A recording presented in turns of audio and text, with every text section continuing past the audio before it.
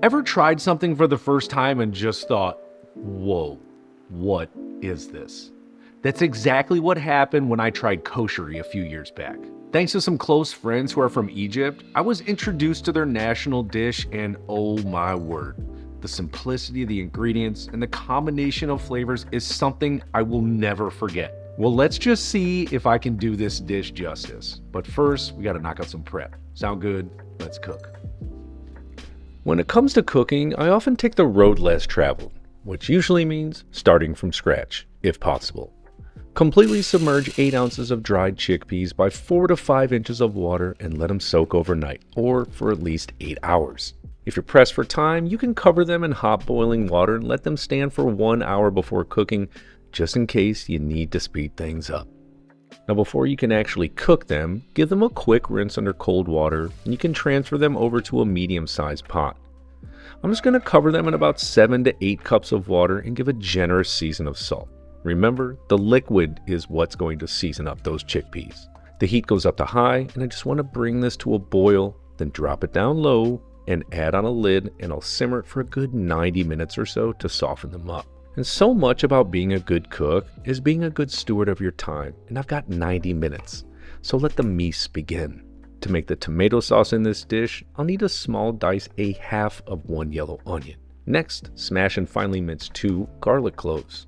Let's head back over to the cooktop, and in a small 2-quart sauce pot, add in 2 to 3 tablespoons of olive oil over medium heat. After a minute or two, the onions are going in with a gentle season of salt. The goal is to saute these for about 5 minutes or until they start to brown up. They'll look just like this. Perfect. Now drop the heat back to low and cook for a further 8 to 10 minutes while occasionally stirring. In the meantime, let me introduce my Egyptian friends to probably the best tomato on earth, the San Marzano. I'm Italian, so I'm biased, I know, but for real, they're the best. A quick puree using an immersion blender, but of course a food mill or blender will work. Let's go check out our onions. Once you're here, you're good. Stir in the garlic, and once you smell it, it's done. At this point, sprinkle in a half teaspoon of ground cumin and maybe just a pinch of crushed red pepper or Aleppo pepper flakes. Now to deepen those umami flavors a bit on the sauce, 2 teaspoons of tomato paste, and I'll cook it low to medium heat for 2 to 3 minutes. It'll just become a rust-like color when it's done, and this is known as pincé. Just a simple technique that is juice well worth squeezing, and little things like this, they always make meals worth remembering. You've got this. The pureed tomatoes are now going in, plus a little swoosh of water, and then a good season of salt. And we're almost done with this, but first, I'm just going to simmer this on low to medium heat for 5 to 10 minutes, nothing more. Now to finish it off, just a teaspoon of white vinegar, and then of course, you have to try it. See where you're at. So much about becoming a good cook is knowing exactly what things should taste like and at which stage. I'll cap it and set it to the back until I need it to get those flavors married up even more. Now, while the tomato sauce is sort of the main sauce, there are actually 2 accompaniment sauces that can really make this dish sing and go from great to phenomenal. Here's the first one. To make daqqa or daqqa, sorry for the pronunciations, my Arabic is a little rusty. Kidding, I can't speak a lick of it. Finely mince 6 garlic cloves. Now in a small pot with a tablespoon or 2 of olive oil over low to medium heat, add in that garlic with a season of salt and cook it for just 30 to 45 seconds or until it becomes fragrant, as I always say. Now hit it with a 1/4 teaspoon of ground cumin, and at this stage, add a half cup of white vinegar along with a half cup of water. Funny enough, my Egyptian friend says cumin is what helps alleviate any gassy issues you may be having. To finish this up, hit it with a teaspoon or 2 of fresh lemon juice just to brighten it up even more. That's it, you're done, and you're gonna love how well this complements this koshari. And the next sauce is all about heat, and it's called shatta. I'm gonna do a quicker abbreviated version, and I'll see if I can even handle the spice on this one. I've got 4 ounces or roughly 5 to 6 Fresno peppers. Just remove the stems and slice them in half. From here, you have a decision to make. Leave the pith in where all that heat resides, or pith and seed away. And you know me, I like comfortably spicy, so I'll remove everything but about 3/2 of these peppers. This'll do it for me. Hit them in a food processor along with 2 cloves of garlic and 3 tablespoons of olive oil. Next, the juice of 1/2 lemon, which usually comes out to 1 or 1.5 tablespoons, and it's totally okay if it's a bit more or it's a bit less. Then season it with salt. Let it rip. And you may need to scrape the sides a few times, sorry, just gotta do it. And when I'm nearing the end, I usually finish with just a cap full of vinegar, which is about 2 teaspoons, just to give it a more classic fermented taste. Now it'll be a slightly runny paste like this, which to me is perfect. And I'm just gonna set it to the side in a bowl until I have the courage to try it. It smells good, but I can tell there's some heat on it. Okay, we've got about 25 minutes left here, which should be enough time for the crispy caramelized onions. Peel and julienne 3 yellow onions. And of course, red, white, or sweet onions will absolutely work in this dish. I just really like yellows because I think they're the most flavorful when caramelizing. Now once they're in a bowl, I'm just going to give them a season of salt and toss everything around. Next, I'm adding in a 1/2 cup of all-purpose flour, and again, I'm mixing until everything is combined here. This will really help crisp them up when frying. Now for cooking, add a good amount of neutral cooking oil to a medium to large size frying pan and over medium to medium high heat. Once it's hot after a minute or so, add in those onions, and I immediately regret this decision. I should have used one of my bigger rondos, but it's too late. We'll have to make do. Now you'll need to stir this often, like every minute or so, while scraping the bottom of the pan, ensuring nothing is sticking. The goal is just to get these deeply brown, like almost to the stage where they're looking burnt, but instead they're super caramelized and crispy, and it'll take you all of 20 to 25 minutes to do this. But I promise you, it is so worth it.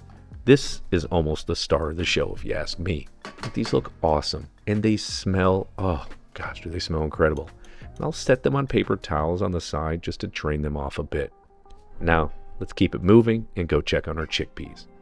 They're nice and tender, and you'll definitely see they've swelled up even more since soaking them. For a little FYI when draining, the liquid that they're finished cooking in is known as aquafaba. If you chill it down, it works as a vegan egg substitute, or you can whip it as a vegan meringue substitute. I've also heard it's amazing to pour on plants and garden veggies. Do with it as you please, but for the cooked chickpeas, just set those to the side. And for sure, definitely some moving parts with this recipe. It's a bit of a time labor of love, and we're not done yet. But I always say, good food goes to the great food category when you get to spend more time on it, and that has been true every single time. For now, we got some carbs to cook. Let's get a big old pot of water on for boiling, and in the meantime, make probably one of my favorite rice dishes of all time. First, you'll need some vermicelli. In a medium-sized sauce pot, add in 3 tablespoons of olive oil over medium heat. Pour in 1 cup of the vermicelli, and I'm just going to toast this for maybe 1 to 1.5 minutes until it turns light brown just like this. The next, medium grain rice is perfect for this dish, and 2 cups are going straight to the pot to further toast for 2 to 3 minutes. And the goal is to get a good amount of the rice to a more milky white color just like this. Great. Pour in 4 cups of water, a good season of salt, and blast the heat up to high to bring it to a boil. And at this stage, take the heat down to low and simmer for 12 to 14 minutes. Next, macaroni pasta. Yeah, this dish is like an homage to carbs, but so worth it. Now let's go have a look at our water, and it's boiling. Perfect timing. So I'm going to season it with salt until it tastes like the ocean. Add in the pasta, which will take about 10 to 11 minutes to cook until al dente. I know, a lot of moving parts here, but you're doing great. And I have 100% faith in you that you can do this, and once you taste this for the first time, you're going to be blown away just like I was when I first had it years back. All right, the rice is done, and it looks awesome. And the collective smells in this kitchen, seriously, they're incredible. Use a fork to fluff up the rice, then turn the heat off, add the lid back on, and it'll stay plenty warm until I'm ready for it. Now for the pasta, it's done too. Going to give it a quick strain, and I like to run it under cool water and get it to about room temperature just to stop most of that cooking process. Now I just add it to a pot with a bit of olive oil to keep it from sticking, and then just mix it until it's combined. Pop on a lid and it'll be perfect temp when we go to plate this up. And we're almost done and ready to eat, but first, and probably one of my favorite additions to koshari, lentils. In a medium-sized pot, add in 2 cups of brown lentils, then just a really rough chop to the remaining 1/2 yellow onion we used from the tomato sauce. Add that in there along with 2 smashed garlic cloves. Now you could cook this in water and that would totally be fine, but instead I'll up it a bit with 6 cups of veggie stock. Season the salt. Then over high heat, I'm just going to bring this to a boil. From there, low heat, cover it up and simmer it for 15 to 16 minutes. That's all you need for these to be perfectly cooked. And you're going to love how these taste, and you know they're good because the smells in here are seriously awesome when they're done. Yeah, certainly a lot of pots, and you may not like me because all the dishwashing that you're going to have to do. My friend told me in Egypt, all the food carts and food vendors that served koshari, they would keep everything separate, and all they would do is spoon everything into a bowl and a plate and serve it. I know it seems crazy, but I promise it's all worth it, because watch this. You can certainly mix and match this, but I personally love seeing this plated up and showcasing everything, starting with the rice on the bottom. Then the lentils, macaroni, tomato sauce, daqqa sauce, or maybe the shatta, yeah, maybe not. Then the chickpeas. Finally, those crispy caramelized onions. Then a garnish of parsley. So good.